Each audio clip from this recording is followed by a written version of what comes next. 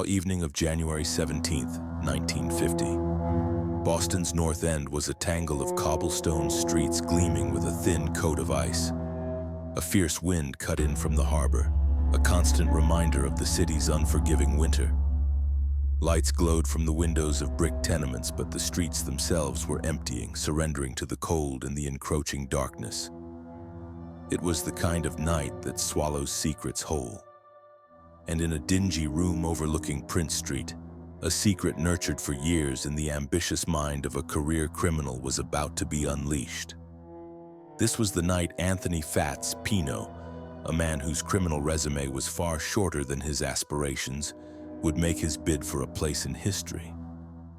His target was the Brink's armored car depot, a squat concrete fortress that acted as Boston's financial strongbox. Day in and day out, it absorbed and dispensed the city's cash flow, a hulking symbol of impenetrable security. To the law-abiding citizens of Boston, it was a landmark. To Pino, it was a personal challenge, a mountain of brick and steel he was determined to conquer. He was tired of the small scores, the nickel and dime jobs that defined his life. He craved a masterpiece, a single brilliant act that would elevate him from a common crook to a legend. The Brink's building in all its fortified glory became his obsession. The planning began not with a bang, but with a quiet, patient watchfulness that bordered on fixation. For 18 grueling months, Pino and his associates subjected the building to the most intense scrutiny of its existence.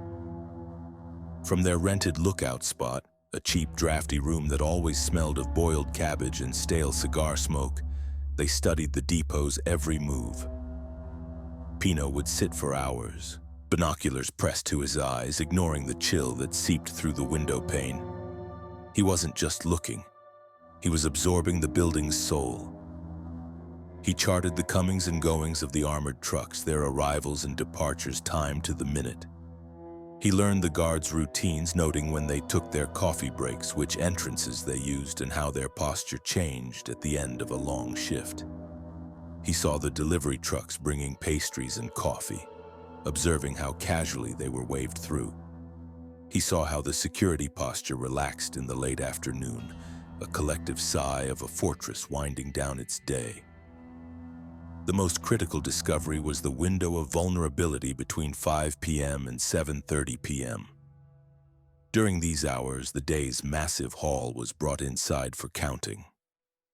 The money sat in open cages on the second floor, a river of cash waiting to be sorted before being moved into the massive main vault for the night. For a brief period each evening, the dragon's hoard was left with its soft underbelly exposed. This window was the crack in the armor Pino had been searching for. Intelligence was one thing, access was another.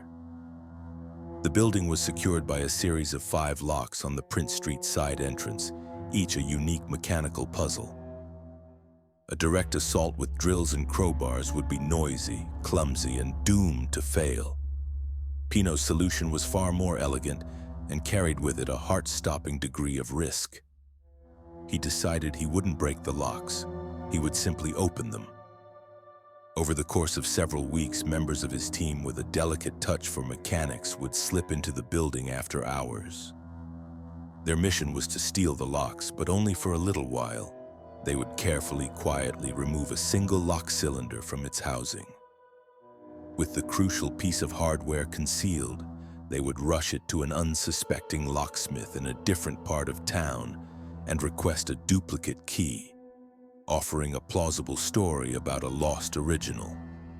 Once the key was cut, they would race back to the Brink's building and reinstall the original cylinder before the first employees arrived for the morning shift. They performed this high-wire act 5 separate times, once for each lock. The tension was immense. A single stripped screw, a dropped tool, or an unexpectedly early security guard would have brought the entire operation crashing down. Each successful return of a lock cylinder was a small victory, building their confidence and their collection of keys. When they were finished, Pino possessed a custom-made set of 5 freshly cut keys, the keys to a fortune.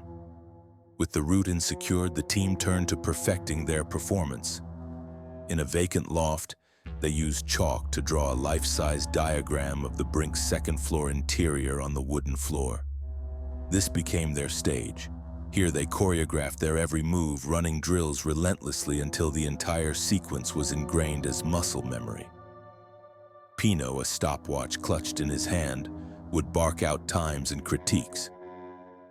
They practiced tying the specific non-slip knots they would use on the guards. They developed a system of simple hand signals to communicate in total silence. They rehearsed the formation of their human chain for passing the heavy money bags. They ran through the entire simulated heist from entry to exit 18 times. Each rehearsal was a full dress affair, designed to turn a clumsy group of individual criminals into a silent, cohesive unit. This relentless practice stripped away hesitation and forged a collective discipline that would be their greatest weapon.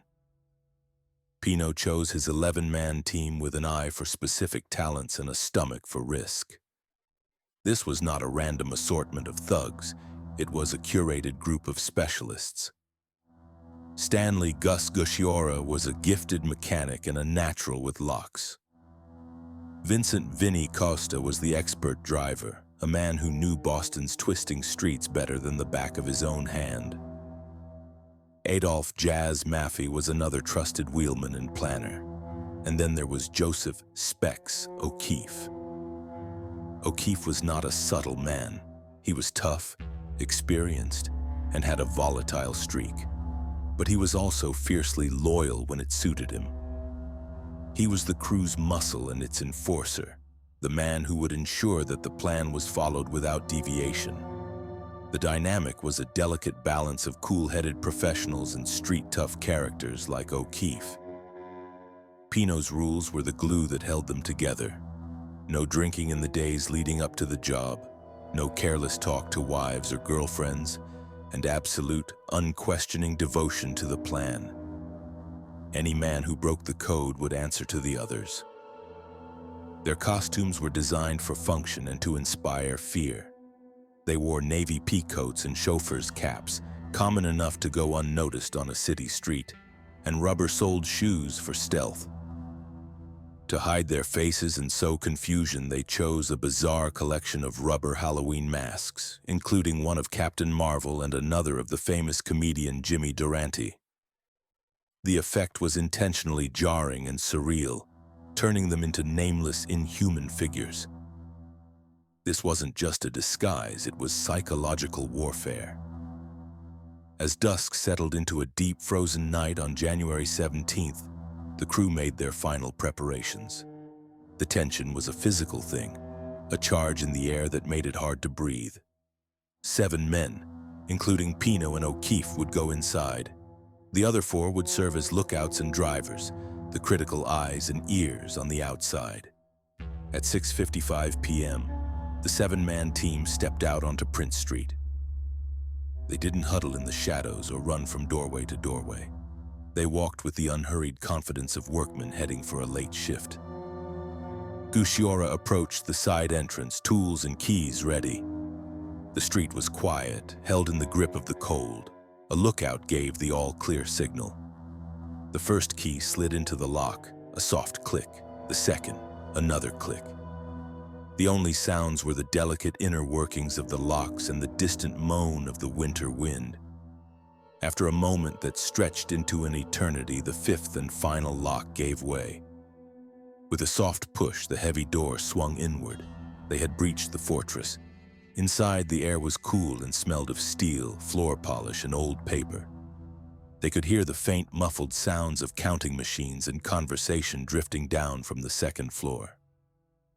Moving with the practiced fluidity of their rehearsals, they slipped up the stairs.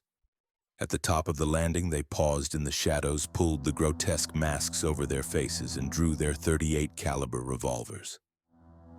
They stormed the counting room in a wave of silent, disciplined motion. It was over in seconds. The 5 Brink's employees on duty looked up from their work and into a waking nightmare. The room was suddenly filled with silent, monstrous figures, their intentions made clear by the pistols held steady in their gloved hands. There was no yelling, no chaos. just low, firm commands. "Face down on the floor, now." The employees, paralyzed with shock, complied instantly. They were quickly and efficiently overpowered, their hands bound with rope and their mouths covered with wide strips of adhesive tape. The robbers were methodical, ensuring the men were secured but not injured. One of the bound men lost his glasses in the confusion. A masked figure calmly picked them up and placed them safely on a nearby desk. A moment of unsettling courtesy in the middle of the crime. With the room under control, the crew turned its full attention to the prize. It was more than they could have imagined. Steel cages and vaults stood open, revealing a stunning landscape of money. Canvas bags, heavy with cash, were piled waist-high. Metal cash boxes were stacked in gleaming rows. The sheer volume of currency was breathtaking. The human assembly line they had practiced so many times snapped into action. One man stood inside the vault, passing bags to another who passed them to a third, and so on. A chain of masked figures stretching from the vault, down the stairs, and out to the waiting truck. The bags were incredibly heavy, some weighing over 50 pounds. The men strained under the weight, their breath misting in the cold air, but their pace never faltered. They worked with a frantic but controlled energy, the imaginary tick of Pino's stopwatch pushing them forward. They ignored the millions in easily traceable checks, focusing exclusively on the untraceable cash, money orders, and bonds. At 7:27 p.m., just over 30 minutes after they entered, it was finished. Pino gave the final signal. The last bag was passed out. They had taken everything they could carry, $1,218,211.29 in cash, and another $1.5 million in other negotiable instruments. They hadn't fired a single shot, triggered a single alarm, or left a single fingerprint. As a final act of supreme confidence, they locked the door behind them on their way out, leaving the scene almost exactly as they had found it, save for the 5 bound employees and the gaping void where a fortune once sat. The getaway was flawless. The 7 men walked calmly to the truck, climbed in, and drove away, melting into the Boston traffic. The escape route was as meticulously planned as the entry, winding through a series of side streets to a prearranged garage. There, the loot was swiftly transferred to other, cleaner vehicles. The stolen Ford truck was wiped clean and abandoned, a useless shell for the police to find. At a secure hideout, they finally got a true look at their haul. They dumped the heavy sacks onto the floor, and for a moment they were all stunned into silence by the mountain of money before them. But celebration was short-lived. The hardest part of the plan was about to begin. They quickly divided the spoils, and then they all agreed to the pact that would ultimately seal their fate. To avoid attracting the slightest suspicion from the massive investigation they knew was coming, they would hide their shares and not spend a single dollar for 6 years. That was when the statute of limitations would expire, rendering them immune from prosecution. It was a brilliant idea, a final layer of discipline on a perfectly executed crime. But it also started a clock on their alliance, forcing them into a long, tense period of waiting that would become its own form of prison. The waiting ate at them. The psychological pressure of sitting on a life-altering fortune while living their old lives was immense. The discipline that had held them together during the heist began to fray under the strain of paranoia and greed. Cracks formed in their wall of silence. Arguments once unthinkable erupted over the exact division of the spoils. The trust that had been their foundation began to corrode. The breaking point was, predictably, Specs O'Keefe. Hot-headed and perpetually feeling slighted, he grew increasingly reckless. In 1956, just weeks before the statute of limitations was set to expire and they would all have been home free, O'Keefe was arrested in Pennsylvania for an unrelated crime. Facing a long prison sentence and convinced his partners were preparing to cut him loose and leave him to rot, he saw only one way out. He broke the code. He decided to talk. He gave the FBI everything. He laid out the entire operation in stunning detail: the names, the planning, the endless rehearsals, the surreal rubber masks. The mysterious figures who had baffled the nation's top investigators were finally given faces. The subsequent arrests and trials were a national sensation.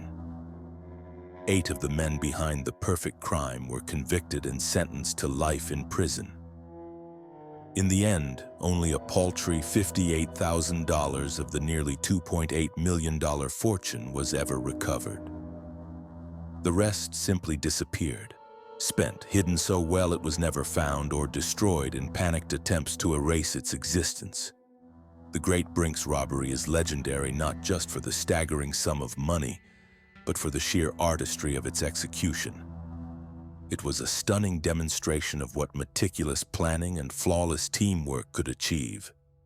Yet its story serves as a powerful reminder that no plan, however brilliant, is perfect enough to account for human nature. The robbers beat the system, the locks, and the police. They achieved a fleeting moment of criminal perfection. But in the end, they could not beat the corrosive forces of their own greed, fear, and mistrust. They stole a fortune, but lost everything, proving that the most difficult crime is not getting away with the money, but getting away with each other.